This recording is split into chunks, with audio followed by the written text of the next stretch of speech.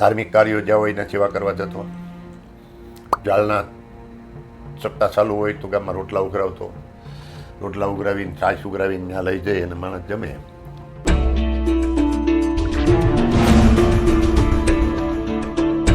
આર્થિક દુઃખી હતો અને આપણી મનની વાતને દુઃખીચામ બાપા જાણી જતા. આવું મેં સાંભળેલું. કુળદેવી કોણ? મેં તો અંબાજી. કુળદેવીને પકડીને બે જા, દુનિયા તારી પાસે આવશે.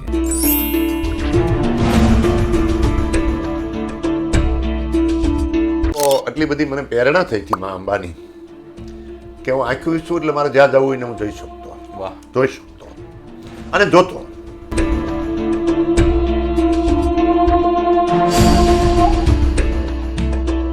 થોડીક મારા શરીરમાં અહમ આવ્યો હશે, આવું મને હવે મગજમાં બે છે કે ભાઈ કાંઈક સતી રહી ગઈ.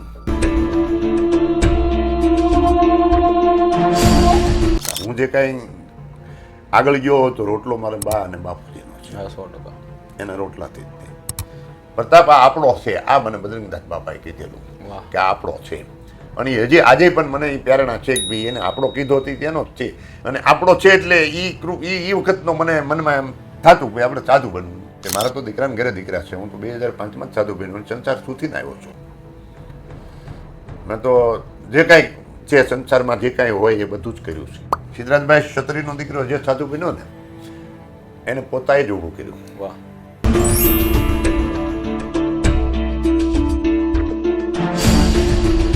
તો એ પરિવાર છે. વાહ. અને એ પરિવારના વારસદાર તરીકે હું જો એક ક્ષત્રિય સમાજમાં સરવૈયામાં મારો જન્મ થયો.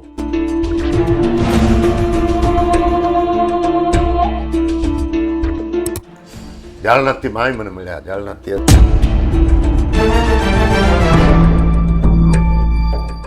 જય માતાજી. હું છું સિદ્ધરાજસિંહ સરવૈયા ધવાવડમાં.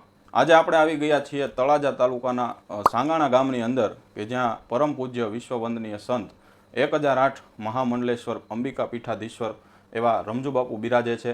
આમ તો આ સંતથી આપણે સૌ પરિચિત છીએ, પરંતુ બાપુના જીવનના અનેક એવા ઘટનાક્રમો એ જીવનના આજે આપણે દર્શન કરવાના છીએ. માતા જે 3 પ્રકારની માતા હોય છે એમની સેવા કરી, એક તો પોતાના જનેતા, એક તો પોતાની માતૃભૂમિ અને એક તો ગાય માતા. આ ત્રણેય માતાની સેવા કરી અને પૂજ્ય બાપુએ આજે નહીં માત્ર ગુજરાતમાં પરંતુ સમગ્ર વિશ્વમાં પોતાના સેવકો, પોતાના ભક્તગણોને ધર્મની સાથે જોડવાનું કામ કર્યું છે, સેવાની સાથે જોડવાનું કામ કર્યું છે. ત્યારે આપણા પંથકમાં એક ગૌરવની વાત કહી શકાય કે આજે પણ આવા સંતો આપણને જોવા મળે છે. એમની સાથે આપણે આજે સીધી વાતચીત કરવાના છીએ. તો વિડીયોને અંત સુધી જોતા રહેજો, માત્ર ને માત્ર ધવાવડ પર.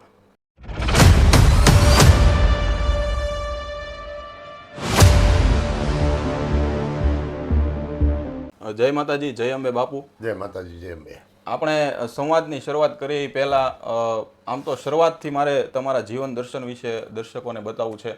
તો બાપુ, આપનો જન્મ ક્યાં થયો હતો, કઈ સાલમાં આપનો જન્મ થયો હતો અને તમારું બાળપણ જે હતું એ કેવું રહ્યું હતું એ આપણા દર્શકોને જણાવજો. હવે એ તો યાદ નથી બહુ, પણ મારું આ 71મું વર્ષ બેસી ગયું છે. એટલે આજથી 70 વર્ષ પહેલાં આ જ ગામમાં મારો જન્મ છે. અને પછી નો એજ્યુકેશન હું ભણ્યો નથી.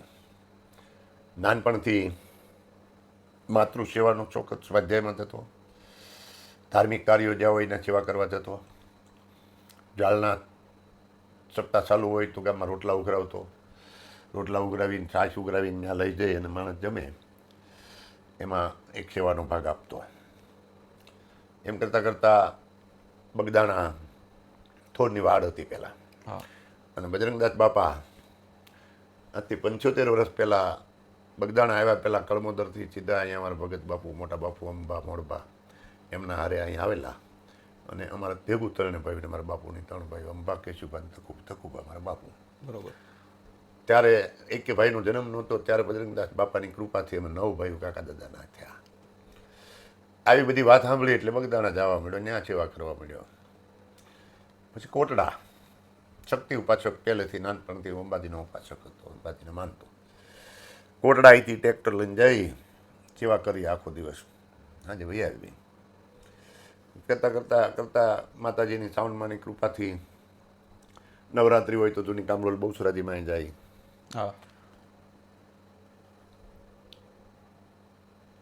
2005 સુધી આવી બધી સેવા કરી.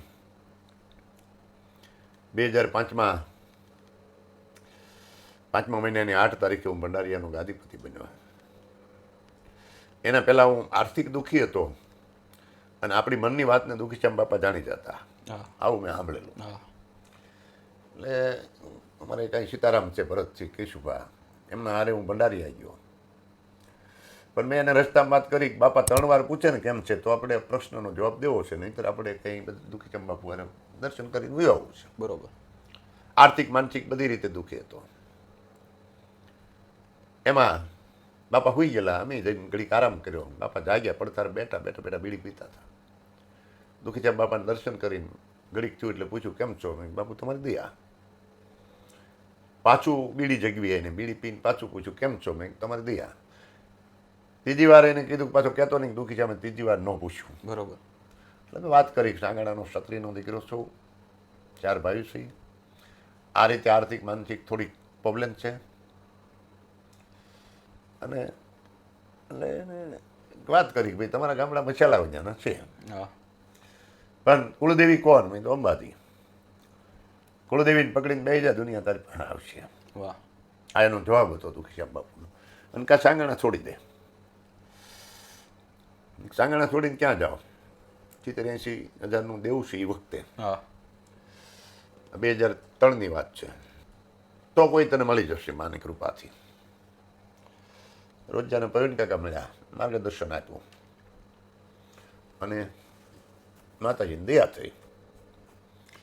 અંબાજી માની ખૂબ માતાજીનો ભૂવો બન્યો, જ્યોતિષ કરવા મળ્યો, એ પણ માની કૃપા. 2005માં ભંડારીયાનો ગાદીપતિ બન્યો, સાધુ બન્યો, મુંડાણો. રામેશ્વર દાસ મારું નામ છે. અને ખૂબ એની કૃપા. 2007માં મેં ભંડારીયાને રાજીનામું દીધું. નવી કામોલમાં શિબિર હાલતી હતી આપણી, અને અહીંયા પ્રતિષ્ઠાનું નિર્માણ કર્યું, પ્રતિષ્ઠા કરી. પછી એક મને શોખ હતો હરિદ્વારમાં એકી સાથે 4 સપ્તાહ કરવી. બરોબર. 9 લક્ઝરી બસો લઈને હરિદ્વાર ગયો. 4 વક્તાઓ જુદા જુદા, વિષ્ણુ દાણીધારિયા, રામકૃષ્ણ શાસ્ત્રી, છોટે મોરારી બાપુ, રાજેન્દ્રગીરી ગૌસ્વામી અને હિતેશભાઈ, ધામધૂમથી સપ્તાહો કરી. સંઘર્ષ બહુ કરવો પડ્યો, સુખ અને દુઃખ. ક્યારેક સંકટ આવી જાય, ક્યારેક માની કૃપા થઈ જાય, પણ બે માલી માએ મને ઉગાર્યો, અંબાએ. વાહ. તો બાપુ આગળ જેમ તમે તમારી ભૂતકાળની વાતો યાદ કરી, મને એ દિવસો પણ બાપુ યાદ આવે છે. અમે પણ નાના હતા ત્યારે અહીંયા ખૂબ આવતા. લગભગ અહીંયા બેસવાની ને ઊભું રહેવાની પણ જગ્યા ન હોય, હજારોની સંખ્યામાં શ્રદ્ધાળુઓ આવતા. તો એ દિવસો કેવા હતા? અને આજે તમે સેવાનો જ્યારે માર્ગ પકડ્યો છે ત્યારે એ દિવસોની થોડીક યાદી થાય, કારણ કે મેં એ દ્રશ્યો મારી આંખોથી જોયેલા છે બાપુ. હા, બહુ માણસો જોરા આવતા દર રવિવારે, યાત્રિકો પણ બહુ આવતા અને ખૂબ પ્રેરણા થઈ. એ અરસામાં 2017માં મને ઈચ્છા થઈ કે મારે એક રાજસુ લક્ષંડી યજ્ઞ કરવો છે. સંતોને લાવવા છે, બહુ સાધુને બોલાવવા છે. અને લક્ષંડી યજ્ઞ નોટબંધીમાં 2.5 થી 2.5 કરોડનો ખર્ચો એ વખતમાં લક્ષંડી યજ્ઞમાં થયો. 12,000 લીટર તમારે દૂધ જોયું હતું. દરરોજ ધર્મસભાઓ, સંતો, ભાવનગર યુવરાજને પ્રોડક્શન સાથે આપણે અહીંયા લાવેલા. 2019માં રાજસુ યજ્ઞ કર્યો, મોરારી બાપુ આવ્યા, સંતો આવ્યા. મને 2017માં મને મહામંડલેશ્વર બનાવ્યો, 2019માં મને પીઠાધીશ્વર બનાવ્યો, નિર્મોહી અખાડાનો. અને ખૂબ પ્રેરણા થઈ. 2020માં તુલસી શામથી એક જાન ગંગા સતી પાનબાઈ હમડિયાળાથી, એક નાની માળથી, ને એક જૂના હાંગાણાથી, ને એક નવા હાંગાણાથી 5 તુલસી વિવાહ. કીર્તિદાનનો ભીખુદાનભાઈનો ડાયરો, એ પણ ધામધૂમથી પૂર્વક ઉજવું. પછી ઈચ્છા થઈ ગૌશાળા બનાવવી. પછી મેં ગૌશાળા બનાવી, આયુર દેવાજ બોદર ગૌશાળા. વાહ. આપણે કંઈ કર્યું જ નથી. આ બધી વસ્તુ અંબાજીની પ્રેરણાથી હતી, એની કૃપાથી. બજરંગદાસ બાપા, દુઃખીચામ બાપા, ઝાલનાથની મોટી કૃપા. વાહ. ઝાલનાથથી માય મને મળ્યા, ઝાલનાથથી આજે કંઈ. અને ખૂબ આશ્રમ બનાવ્યો, વિકાસ થયો. 50 સપ્તાહો કરી છે, જંગલમાં, નદીમાં, જ્યાં એની વાડીઓ ખાલી હોય એમાં એ બધું માતાજીની કૃપાથી અંબાજીની પ્રેરણાથી. બીજું બાપુ મારે એ પણ સમજવું છે કે આજથી ઘણા બધા વર્ષો પહેલાં તમે જે અનુષ્ઠાન કરતા હતા, કઠોર અનુષ્ઠાન, અહીંયા લગભગ બાજુમાં જે ભોયરું હતું ને ત્યાં પણ અમે દર્શન હા, કર્યા. એમાં હું એક વર્ષ દી એમાં બાપુ એક નિરાકાર તસવીર પર હતી કે જેમાં કોઈ છબી કે ચિત્ર નહોતું, નિરાકાર એક તસવીર રાખીને તમે અનુષ્ઠાન કરતા હતા. તો એ અનુષ્ઠાનનું કેટલું મહત્વ હોય છે, એ જે નિરાકારમાં તમે સાકારનું જે સ્વપ્ન જોયું હશે, તો એ સાક્ષાત્કારને એ અનુષ્ઠાનની આપણા શ્રદ્ધાળુઓને જાણ કરજો. એ અનુષ્ઠાનનું તો વર્ણન કેમ કરવું, એની અંદર હું એક વર્ષ દી મેં સૂર્ય નહોતો જોયો. ઓહો. સવારમાં સૂર્ય ઉગ્યા પહેલાં અંદર ઉતરી જતો, સૂર્યાસ્તમાં પછી બહાર આવતો. અને એમાં તો આટલી બધી મને પ્રેરણા થઈ હતી મા અંબાની કે હું આંખું ઈચ્છું એટલે મારે જ્યાં જવું હોય ને હું જઈ શકતો, વાહ. જોઈ શકતો અને જોતો. કોઈ વિદેશવાળાએ પ્રશ્ન કર્યો હોય તો હું એને એમ કહેતો કે તમે 3 જણા બેઠા છો. આવી મારા ઉપર એ અનુષ્ઠાનની કૃપા હતી. પછી મેં 17 વર્ષથી અનુષ્ઠાન મારે હાલે, જંગલમાં બધે અનુષ્ઠાન કર્યા, વાડીઓમાં. 12મા મહિનાની 14 તારીખથી અનુષ્ઠાન ચાલુ થાય, પહેલા મહિનાની 14 તારીખે પૂરું થાય. એવું ઓણ મારે 18મું વર્ષ હતું. બરોબર. ઓણ ચાલુ અનુષ્ઠાનમાં બીમાર પડ્યો, બહુ બીમાર પડ્યો. અમદાવાદ ગાર્ડેસમાં દવા લેવા ગયો અને અડધું 15 દિવસનું અનુષ્ઠાન ઓણ મારે તૂટ્યું, 15 દિવસનું થયું. બરોબર. પછી હવે થોડોક માતાજીની કૃપાથી સારો થયો છું. પણ વચાળે એક પીરિયડ એવો આવી ગયો કે હું મારી માથી આંખો વહી ગયો. મારા જે કાંઈ બધાથી હું આંખો થોડોક વહી ગયો હતો. આઈ એમ સમથિંગ થઈ ગયો, મારો ઠાકર જાણે, અંબા જાણે, એ બહુ ખબર નથી મને. પણ હું ધર્મથી થોડોક આઘો વહી ગયો હતો, એ પાક્કું હતું. મારી કુળદેવીથી આઘો વહી ગયો હતો. અને રામજી મંદિરની પ્રતિષ્ઠા પછી થોડીક મારા શરીરમાં અહમ આવ્યો છે. આવું મને હવે મગજમાં બે છે કે ભાઈ કાંઈક સતી રહી ગઈ. એટલે બીમાર પડ્યો ને પછી માની કૃપાથી પાછો 15-20 દિવસથી આશ્રમે હાલીને આવવા મળ્યો છું. નહીં તો આ 5 મહિના લાકડીને ટેકે આવી ગયો હતો. પણ સંઘર્ષમાં મને સિદ્ધિ બહુ મળી, બહુ મળી, બહુ. મને જ્યાં જવું હતું, જે કાર્ય કરવા થાય એ બધા હાવ નિર્દોષપણે કાર્ય, બધા જે કાંઈ કરવા માનું એ માગું કે આ મારે કરવું છે એ થતું. એ માની અંબાજીની પરમ કૃપા હતી. સિદ્ધરાજભાઈ ના શું ન થાય એમ હું કંઈ કહેતો, અને હજી કહું છું કે નો શું થાય થાય. મને કુરબા છાત્રાલય ચાલુ કરાવી હતી તોય આપણે એને એ જ કીધું કે ન શું થાય, તમે સમાજ ભેગો થઈને ફાળો કરો થઈ જાય. અને જો કાંઈ 3જા માળનો છેલ્લે પણ બીડાઈ ગયો. આપણી તળાજાની છાત્રાલયમાં તે પર રણજીતભાઈને કહેજો કાકાને કહેતો તમે તારે ઘટેમાં હું બેઠો, પણ તમે, કારણ કે એ મા અંબાની કૃપા છે, એ મા અંબાની પ્રેરણા છે, એ ભગવતીની ખૂબ કૃપા છે. અને સિદ્ધરાજભાઈ, મેં ગરીબાએ બહુ ભોગવી, આ યજ્ઞના આ બધા પ્રસંગોમાં અમીરાએ બહુ ભોગવી. 100 રૂપિયા મને કોઈ આપે નહીં એ સ્થિતિ પણ જોઈ, અને લાખો રૂપિયા નહીં પણ કરોડો રૂપિયા લોકો આપે અને આપ્યા એ સ્થિતિ પણ જોઈ, એ સ્થિતિ જોઈ. ગામ જવું હોય તો કોઈના માગ્યા કપડાં પહેરીને ગામ જાય એ સ્થિતિ પણ જોઈ. અને કપડાના દાન કરવાનું મન થાય ને કપડાં બધાને કર્યાવર આપી દે એ પણ સ્થિતિ જોઈ. આ બધી વસ્તુ એ મા ભગવતીએ મને ઈચ્છા પૂરી કરી, મા અંબાએ ખૂબ. પણ મને મારી બાનો આશીર્વાદ, મારા બાપુનો આશીર્વાદ બહુ મોટો હતો. બાપુ, જે તમે વાત કરી તમારા બા, કદાચ દેવકુરબા બાનું નામ, ને તખુબા એ તમારા પિતાશ્રી, તો ખાસ જેટલા સંતો મહંતો થયા છે આપણી ધરતીમાં, જેટલા મહાપુરુષો થયા છે, એમના ધરાવીને ધાનનો નીપજે અને કુળવીને માળું ન હોય એવો એક દુહો છે. તો તમારા માતા પિતાનો તમારા જીવન ઘડતરમાં કેટલો રોલ, અને એમના જે કરેલા પુણ્યો હશે, એમને બાળપણમાં તમે જે દાન પુણ્ય અને ધર્મના કામ કરતા જોયા હશે, તો થોડીક દાદાની અને બા વિશે પણ આપણા શ્રદ્ધાળુઓને વાત કરશો. એ નિર્દોષ હતા, સધર નહોતા, સગવડવાળા નહોતા, પણ દળના દળી અને એમને મોટા કર્યા એ મારી બાનો સંઘર્ષ હતો. સંતોને મારા બાપુ કોઈને જમવા લાવે 5 જણાને તો એ હોય ન હોય પણ રાજીથી દાંત કાઢીને બનાવી અને જમાડતા. મારા બાપુની મૂળ સાપતી તકુઆપા, અને ઘેરે કહેવા નહીં ન આવતા, અને ઘેર સીધા મહેમાનને લઈને આવતા. ગમે નાચનો હોય ને ટેમ હોય, રોટલા નોટલી રોટલો ખવડાવતા. હું જે કાંઈ આગળ ગયો તો રોટલો મારા બા અને બાપુજીનો છે, 100%. એના રોટલાથી જ તે. અને ખૂબ સંઘર્ષ કર્યું અને આશીર્વાદ એ ખૂબ આપ્યો. બજરંગદાસ બાપાને મારા ભાઈએ રોટલા 7 વખત કે 8 વખત જમાડ્યા હશે અને આજે રોટલા ગળી આ. અને બાપાને હું છેલ્લે દર્શન કરવા ગયો,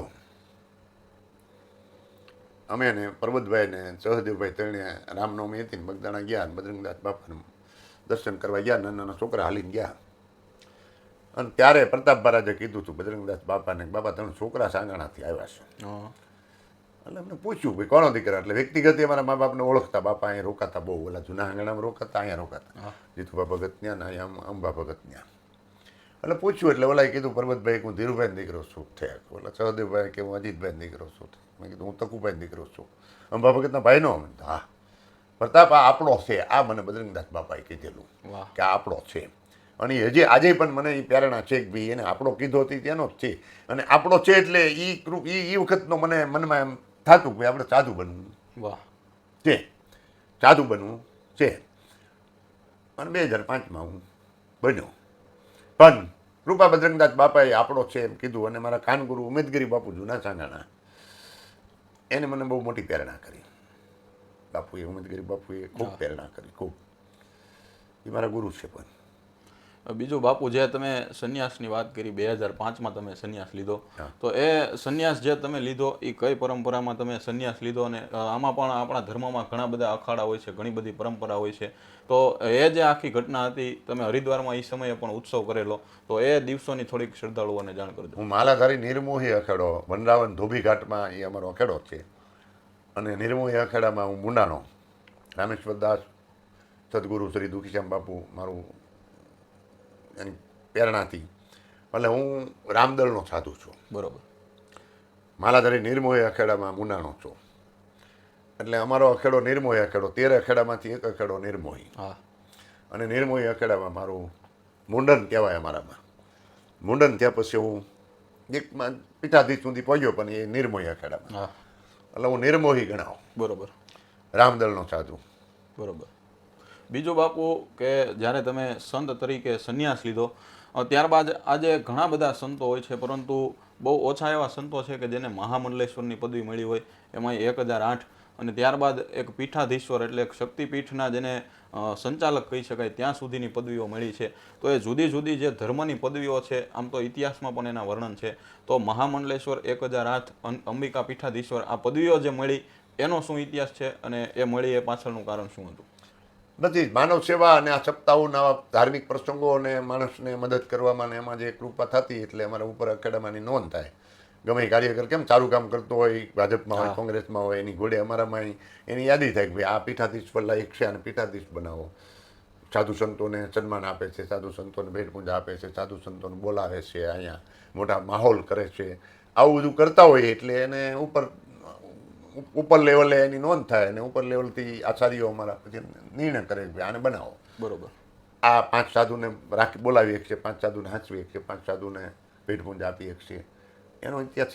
બરોબર. હમણાં જ આપણા સમાજમાં પહેલાં ક્ષત્રિય સમાજમાં જગતગુરુ કોઈ નહોતું બન્યું, પીઠાધીશ્વર હું બન્યો હતો. તો ક્ષત્રિય સમાજમાં જગતગુરુ તપસ્વી ઋષિ સંત શ્રી નીરુબાપુ વહીલ દરબાર છે, એને હમણાં જગતગુરુ બનાવ્યા. અમારા નિર્મોહી અખાડાના જગતગુરુ બનાવ્યા. અમારા જ સંતો હતા, હું પણ હાજર હતો. એટલે આપણામાં જગતગુરુ બન્યા હોય તો નીરુબાપુ પહેલા વહેલા. 100%. અને નીરુબાપુ, રવુબાપુ, ગધેસર લાલબાપુ, આ ત્રણે બ્રહ્મચર્ય છે. મારા તો દીકરાને ઘરે દીકરા છે. હું તો 2005માં જ સાધુ બન્યો, સંસાર સુધીને આવ્યો છું. મેં તો જે કાંઈ છે સંસારમાં જે કાંઈ હોય એ બધું જ કર્યું છે. પણ આ ત્રણ આપણા સમાજમાં લાલબાપુ, નીરુબાપુ ને રવુબાપુ, આ ત્રણે બ્રહ્મ ઋષિઓ ગણાય. આ ત્રણ બ્રહ્મચર્ય બાળપણથી નાની ઉંમરમાંથી સાધુ બનેલા. લાલબાપુ 15 વર્ષની ઉંમરમાં સાધુ બન્યા, બાપુ કહેતા હતા પછી ગામ. રવુબાપુ 5 વર્ષની ઉંમરમાં એને રામકિશોરદાસ બાપુને એમના બાપુએ હોંપેલા. અને નીરુબાપુ પણ 5-7 વર્ષની ઉંમરે મલકુબાપુને, મંગળુબાપુને એના બાપુએ હોંપેલા. અને હું તો ભટકતો આમ આવેલો, કારણ કે મેં તો દુનિયા છૂટી છે બહુ. જે કાંઈ કર્મ છે એ કર્યા હશે.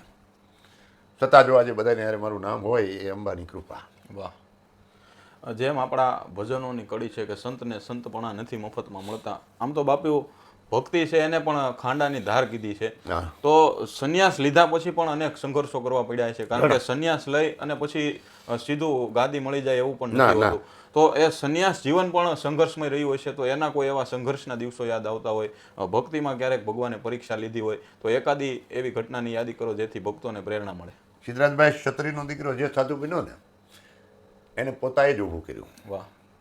લાલબાપુ ગધેશ્વર પોતાએ પોતાના ભજનથી, પોતાની તપસ્યાથી કોઈનો વારસો લઈને આશ્રમ સંભાળ્યો એવું નહીં. 100%. નીરુબાપુએ દાનેવ આશ્રમ બનાવ્યો ચણોસરામાં પોતાના વતનમાં, તો પોતાના તપોબળથી, પોતાના ભજનથી, અને ભજનથી પોતાએ જ બનાવ્યો. એમ કે ગુરુનું નામ છે, ગુરુની પ્રેરણા 100%, પણ બનાવ્યો પોતાએ. હા. રામકિશોરદાસ બાપુને નાની ઉંમરમાં આપી દીધા પછી એની અઢળક સેવા કરી રહું બાપુએ. હા. અને આજે વાંક્ય હનુમાનનો વિકાસ કર્યો હોય તો પોતાએ. અને મેં ભંડારિયા છોડી અને સાંગણામાં મારી જન્મભૂમિમાં એક નાનો એવો રબારીવાળાનો નેહડો હોય અને એમાં આવો આશ્રમ બનાવ્યો હોય તો મારા તપોબળથી, મારા ભજનથી, અંબાજીની કૃપાથી અને સંતોની પ્રેરણાથી જ બનાવ્યો. અમે કોઈના વારસા લઈને આ કર્યું એવું નહીં કે આ ગાદીપતિ બની જાય. જગ્યાઓ તો મળતી જ થી, કરોડો અબજો રૂપિયાની અત્યારે જગ્યાઓમાં સંતો ઘટે જ છે, પણ ક્ષત્રિયનો દીકરો લોઢામાં લીટો પાડે, આવું મારું માનવું છે. એ પોતે લોઢામાં લીટો પાડે અને સંઘર્ષ કરે, એ ક્ષત્રિય કહેવાય. વાહ. સંઘર્ષ કરવો જરૂરી છે. આમાં તો બધું થાય, માન અપમાન, સંતો અપમાન કરી નાખે, ગાળ્યું દઈ દે, એમાંથી બહાર નીકળે ત્યારે માણસ કંઈક બને. વાહ. બાપુ ખાસ જે તમે કીધું આશ્રમ પણ તમે માતાજીની પ્રેરણાથી અને તમે જ બનાવ્યો, તો એ આશ્રમમાં પણ અમે જ્યારે આવ્યા ત્યારે એક વિશેષતા જોઈ કે રાજાશાહી સમયમાં જે દરબાર ગઢો હતા, રાજાશાહીના સમયની જે આખી બાંધકામની કળા હતી, એવો તમે આશ્રમ બનાવ્યો છે. તો ખાસ એ આશ્રમ બનાવવા પાછળનું કારણ શું? અને ગામ લોકોને પણ આજે આ આશ્રમ અનેક ગણો ઉપયોગમાં આવી રહ્યો છે, ચાહે સામાજિક પ્રસંગો હોય કે ધાર્મિક પ્રસંગો હોય. તો આ આશ્રમનું તમે બાંધકામ ક્યારે શરૂ કર્યું અને આજે આખો રજવાડી આશ્રમ બનાવ્યો, એમની પાછળનું કારણ જણાવો. બસ એની પાછળ કારણ એક જ તે કે ભાઈ મને આવો શોખ હતો અને આ ગામ મારું છે, મારું ગામ આનો ઉપયોગ કરે તો મારું કુટુંબ છે, અને આ સમાજમાં હારામોળા પ્રસંગો હોય તો અહીં કાર્ય કરી શકે આવી ભાવના મને હતી અને માની કૃપા હતી. અને એ એક રા પરિવારનો છો એટલે મને જુનાગઢની વાત વારા ઘડી આવે એટલે એમ થતું કે આપણે ક્ષત્રિયના દીકરા સાધુ બન્યા હોય તો એક એવી કંઈક પ્રેરણા ઓલી કરતા જાય કે આની આજની તો 50 વર્ષ પછી કોઈ નોંધ લઈ શકે ભાઈ ના એ. એટલે મને આવો એક શોખ હતો અને આ રજવાડા ટાઈપ તો ન ગણાય પણ કંઈક જુદો અલગ આશ્રમ બને એવી મને કૃપા હતી. ને આમાં મને અન્ય સમાજે બહુ મદદ કરી. 18 વર્ષે એમાં મોટો ફાળો આહિર સમાજનો, આમાં પૈસા 18 વર્ષે આપ્યા. 100%. ઈંટું આપી, કોઈ સિમેન્ટું આપી, કોઈ પૈસા આપ્યા, મોટો ફાળો. બીજું બાપુ, જ્યારે સંન્યાસી હોય છે આમ તો સંન્યાસ લે ત્યારે પોતાની માતૃભૂમિ અથવા વતનથી દૂર ભાગતા હોય છે. જ્યારે તમે તમારી માતૃભૂમિને તમારી કર્મભૂમિ અને ધર્મભૂમિ બનાવી, સાંગાણામાં રહી અને તમે ધર્મની જ્યોત જગાવી, તો એ પાછળનું કોઈ કારણ હતું કે? એમાં કોઈ કારણ નહીં, પણ મારે હું સંસારે અહીંયા ભોગ્યો છે, કર્મ અહીંયા કર્યા છે, જે કાંઈ સારા કે મોડા, જે કાંઈ ન કરવાનું કર્યું હોય કરવાનું કર્યું, પણ બધું આ જમીન ઉપર જ કર્યું હતું. એટલે એનું ઋણ ચૂકવવા માટે મને એમ થયું કે મારો જે મેં આમાં હારા મોડા મારાથી કંઈ કોઈને અપમાન થઈ ગયા હોય, કંઈક ન કરવાના થઈ ગયા હોય, આપણે કોઈ એટલા બધા સુધરેલા નહોતા, એટલે અહીંયા આ પૃથ્વીનું ઋણ આપવા માટે મેં અહીંયા બનાવ્યું. વાહ. કે જે મારી જન્મભૂમિમાં મારથી મળમૂતરથી માંડીને કર્મ, કારણ કે હું નાનપણથી કોઈ સાધુ નથી. હું તો એક ક્ષત્રિય દીકરો હતો અને માં ભગવતીનો અને સંતોનો, બદ્રીનાથ બાપા ઝાલનાથનો સેવક હતો. એમાંથી આ કૃપા થઈ. બરોબર. બાપુ, આપણે સંવાદના અંત તરફ જવું છે ત્યારે બે પ્રશ્ન મારે એ પણ પૂછવા છે કે આમ તો આજના સમયમાં ઘણા બધા લોકો એવા હોય છે કે પોતાના કુળદેવીથી દૂર જતા હોય છે, ક્યાંક દોરા ધાગામાં કે ક્યાંક અંધશ્રદ્ધામાં પડતા હોય છે. જોકે તમામ શક્તિ છે એ એક જ છે, પરંતુ કુળદેવીનું આપણા પરિવાર કુટુંબમાં કેટલું મહત્વ હોવું જોઈએ અને કુળદેવી એ આખી શું ધર્મની ક્રિયા છે એ વિશે દર્શકોને માહિતી આપજો.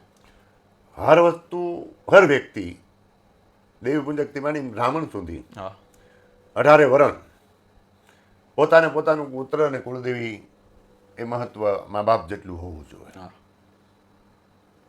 દોરા ધાગાનો તો હું વિરોધ નહીં કરું, કારણ કે હું પોતે પણ ભૂવો છું, હું પોતે પણ જ્યોતિષ કરતો, હું પોતે પણ ડાકલામાં જતો, હું પોતે બધું કરતો અને કરું છું. વાહ એટલે હું એમ નથી કહેતો કે અંધશ્રદ્ધા છે, અંધશ્રદ્ધા નથી, પણ કુળદેવીને જે ભજતો હોય હા એ માં કે એમ એને કરવું પડતું હોય.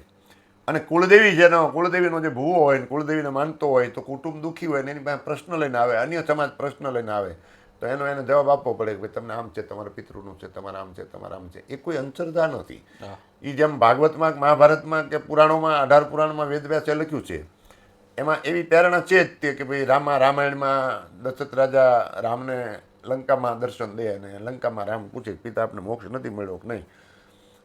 ભાગવત મહાભારતમાં પાંડવોને કૃષ્ણ ભગવાન દેખાડે, યુધિષ્ઠિરને કહે કે તારા બધા હોય કૌરવોને તારે મોક્ષદાન પિંડદાન દેવું પડશે. આ મહાભારત બોલે છે. હા 100%. એટલે આ બધું કોઈ અંધશ્રદ્ધા નથી. અંધશ્રદ્ધા કારે એને કહેવાય કે ન કરવાના કરીએ આપણે તો એને અંધશ્રદ્ધા કહેવાય, 100%. અને કરવાના કરીએ તો શ્રદ્ધા કહેવાય. બરોબર 100%. વાહ બાપુ ગૌશાળાનું જ્યારે તમે નિર્માણ કર્યું ત્યારે કોઈ એને ધાર્મિક નામ દેવાની બદલે તમે દેવાયત વીર આહિર દેવાયત બોદરનું નામ આપ્યું, તો એ પાછળની શું તમારી અંદર પ્રેરણા હતી, શું વિચાર એ સમય આવ્યો હતો તમારી અંદર? આડીદર બોડીદરમાં વિરમદેવસિંહ ભાઈ ચુડાસમા દરબારોએ રાના રખોપા એવો એક પ્રોગ્રામ રાખેલો, ડાયરો ભીખુદાનભાઈ, ઈશ્વરદાનભાઈ, માયાભાઈ બધા, હું પણ એ ડાયરામાં ગયેલો. વાહ ત્યારે મને આ બધી વખાણ થતા હતા, ઘણા વર્ષો થઈ ગયા આના. ત્યારે મને એવું મનમાં આવ્યું ભાઈ આપણે સગવડ થાય છાંગણ આહિર દેવાય બોદર ગૌશાળા બનાવી. મેં માયાભાઈ પાસે એ વખતે એલાઉન્સ કરાવ્યું કે ભાઈ છાંગણામાં જ્યારે સગવડ થાય ત્યારે આહિર દેવાય બોદર ગૌશાળા બને છે. ત્યારથી અને થોડોક હું રાને વધુ માનું છું. હા રાવંશ એક એવો અદ્ભુત વંશ છે કે ખીમા વાજાને બંધ ભરીને મેળવે ગોઢ મટી જતો એ રા પરિવાર છે. વાહ અને એ પરિવારના વારસદાર તરીકે હું જો એક ક્ષત્રિય સમાજમાં સરવૈયામાં મારો જન્મ થયો હોય અને એ રા નવઘણને દેવાજ બાપાએ ઉજરીને મોટો કરીને ગાદી બેહાર્યો હોય તો એ દેવાજ બાપાનો ચાહક છું, વાહ બોદર આયનનો ચાહક છું. એટલે મને પ્રેરણા થઈ કે આવી રીતે મારે કરવું, નહીંતર તો અંબિકા આશ્રમ ગૌશાળા રાખી શકું. પણ મને એવો શોખ હતો કે ભાઈ આપણે ગૌશાળા રહે તો અને એનો ફાળો ફંડ નહીં કરવું, હા એના લાભાર્થે કોઈ ડાયરા ન રાખવા, અને હાલે છે અંબાજીની કૃપાથી. વાહ બાપુ આવનારા સમયમાં પણ કેટલાક દિવસોમાં તમે ધાર્મિક આયોજન કોઈ કરવાના હોય તો એ આપણા શ્રદ્ધાળુઓને જણાવજો. 9/4 આશ્રમમાં આવે 9/4 દેવી ભાગવત બેસે છે. કચ્છવાળા અવધૂતગીરી માતાજી એમના વક્તા છે અને 2-3 દીમાં જેની કંકોત્રી સંપાવી છે. અને દર્શકોને એટલું જ કહું છું કે પાછા અંબિકા આશ્રમમાં સપ્તાહમાં બધા દરરોજ આવો, લાભ લ્યો. હા બીમાર તો સૌ પણ હવે કરવી છે એવી કૃપા માં અંબાની છે. એટલે આવે 9 તારીખ સપ્તાહ બેસે છે, બરોબર 17 તારીખે એની પૂર્ણાવંતી છે.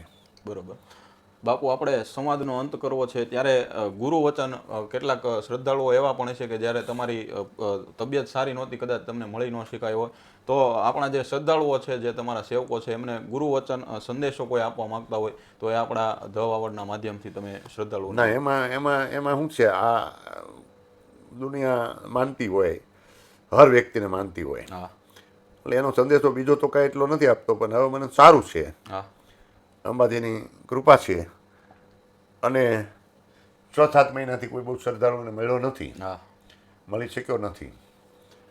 અને આવ્યા હોય મારી ખબર કાઢવા તો હું આંખું ખોલતો નહીં, એટલે પછી ઘડીક બેહીને વયા જતા. હા પણ હવે હું એટલું જ કહું છું કે હું અંબિકા આશ્રમમાં જ છું. અંબિકા આશ્રમમાં આખી જિંદગી ગાળવાની છે.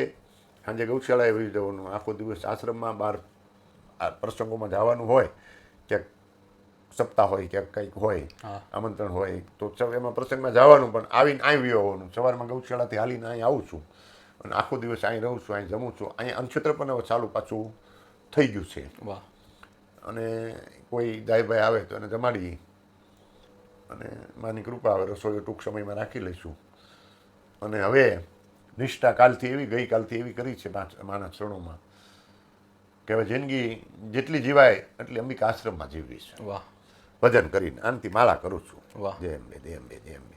વાહ અને બધાય સુખી થાય અને માનવ હિત થાય એવી પ્રાર્થના કરું છું. વાહ. હું મા ભગવતીને પ્રાર્થના કરું, ધ વાવડ તમારી ચેનલ ખૂબ હાલે, સારા સારા સંતોના, સારા માણસોના, સારા મોળા બધા જ સમાચાર લોકોને મળવા જોઈએ. વાહ. એવું નહીં કે આજ તે હા. જે કંઈ સમાચાર અયોધ્યાના સીતાજીનું હરણ થયું ને ત્યારે રામ ચિંતામાં હતા, તારે સીતાજીની શોધ કરી લંકામાંથી હનુમાનજી સમાચાર લાવી અને રામને આપ્યા હતા, એમ તમારા હનુમાનજી બની અને દુનિયાની કોઈ છેડાના સમાચાર હા. દર્શકોને આપવા વાહ. અને એનાથી એને સંતોષ મળે, આવો મારો તમને આશીર્વાદ. જય અંબે. તો મિત્રો, આ હતા પરમ પૂજ્ય 1008 મહામંડલેશ્વર અંબિકા પીઠાધીશ્વર રમજુ બાપુ. આમ તો ઇતિહાસમાં અનેક ઋષિમુનિઓ પણ એવા થયા છે. ક્ષત્રિય સમાજમાં જેમનો દેહ હોય, જેમનું દૂધ ક્ષત્રિયનું હોય અને રાજર્ષિ તરીકે તેમણે ધર્મનું કામ કર્યું છે, ત્યારે આજે પણ આવા સંતો આપણી વચ્ચે જોવા મળે છે. એમના દર્શન કરવા એ પણ એક ભાગ્યનો લાહો છે. ત્યારે પૂજ્ય બાપુએ ખાસ અમારી સાથે વાતચીત કરી, દર્શકોને ધર્મનું અને પોતાના જીવનનું દર્શન કરાવ્યું. એ માટે બાપુ આપનો ખૂબ ખૂબ આભાર.